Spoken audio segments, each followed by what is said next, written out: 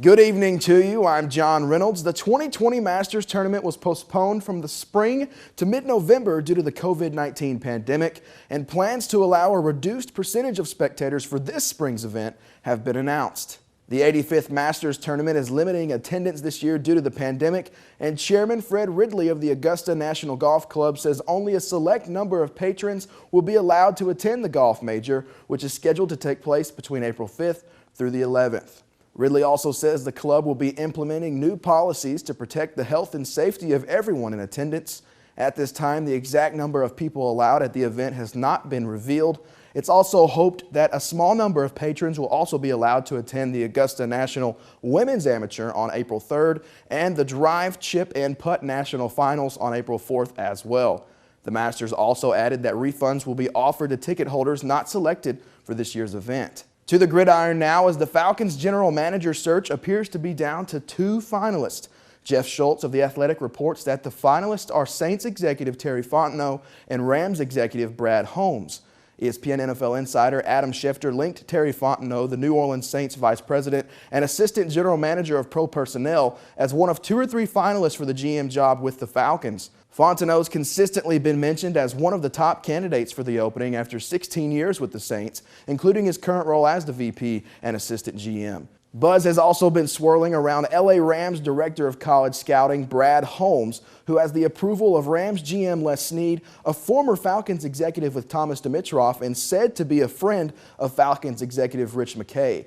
It's also reported that Holmes lives in the Atlanta area full-time, and Tom Pelissero of NFL Network reported that the Falcons completed a second interview with Holmes this past Saturday. Transitioning on over to the hardwood now, as Trae Young and the Atlanta Hawks travel to Phoenix tonight for their matchup with the Suns. Tonight's meeting will be the first of the season between the two teams, and for their next three games, beginning with the Suns matchup, the Hawks will be on a Western road trip.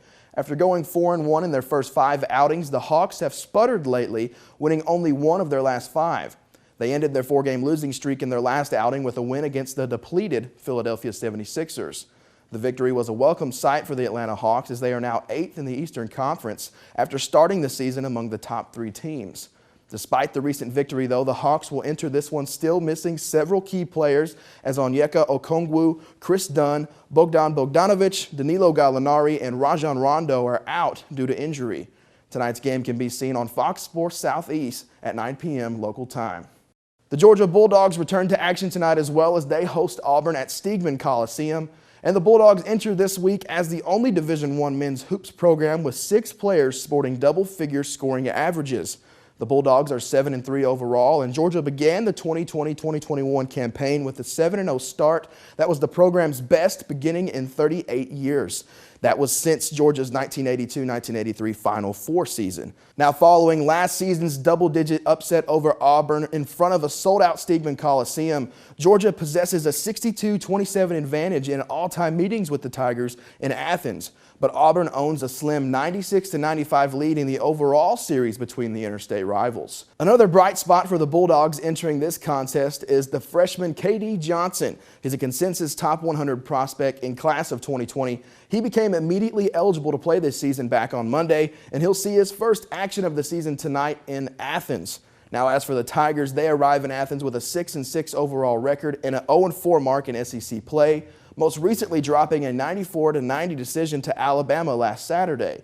The Tigers opened the season with an overtime victory against St. Joseph before back-to-back setbacks against Gonzaga and UCF. Following a 5-game winning streak, though, Auburn has come up short in each of its first 4 league outings by an average of 7.3 points per game. Now, Sharif Cooper played his first game of the season on Saturday and sports a 1-outing team-best average of 26 points per game. Jamal Johnson, Allen Flanagan, and Jalen Williams are also scoring at a double-digit clip. And Flanagan is also Auburn's top performer on the glass, averaging 6.8 rebounds per game. And tonight's game can be seen on the SEC Network at 7 p.m. local time. For South Georgia TV News, I'm John Reynolds.